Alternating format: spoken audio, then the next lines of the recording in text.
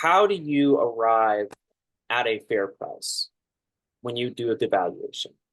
What's the process that you take into it? What's the process to arrive at the number that you? I know that this is a complicated question, but it's an important question. We need to know.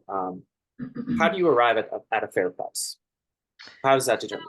And I'm going to skip to the end of the valuation process. We go through many, many, many steps to get to what we feel is an appropriate range of value, but how we settle on what we think is a fair price includes a reasonability test where we measure the free cash flow, and that free cash flow has to be, in an adequate range where the buyer would be able to qualify to the best of our ability.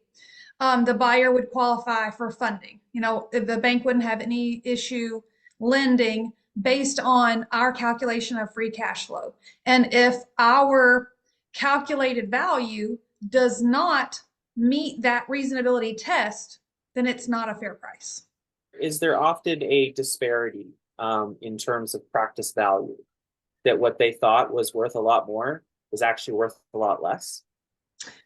Unfortunately, that happens a lot where the seller is, I don't want to say let down or unpleasantly surprised, but where our value comes in lower than their expectation. That does happen relatively often. That can be from multiple factors where, our valuation takes into consideration multiple methods, and a lot of people will estimate their practice's value based on just the revenue that they're generating. And our multiple valuation methods can significantly differ than, from a calculation of just a percentage of revenue.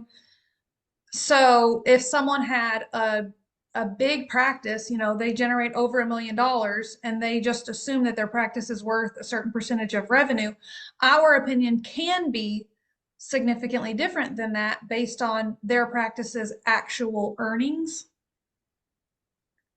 And as we talked about before, if they have been a little bit lax on things like expenses, or let their top line revenue kind of slack a little bit because of their schedule or something, then our opinion of fair market value and their personal opinion of their practice's value could be significantly different.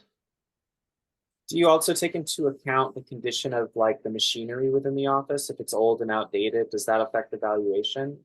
Yes, it does.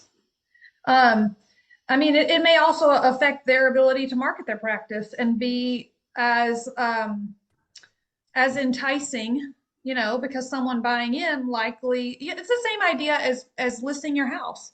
If is it a fixer upper or has it been recently renovated?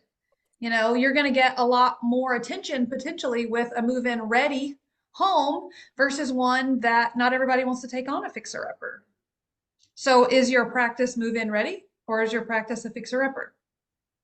And if it's a fixer upper, you have to take into consideration that a lot of dentists, because they want the move-in ready, if they do consider purchasing the fixer upper, they're going to have additional debt to make that practice into a practice that they want.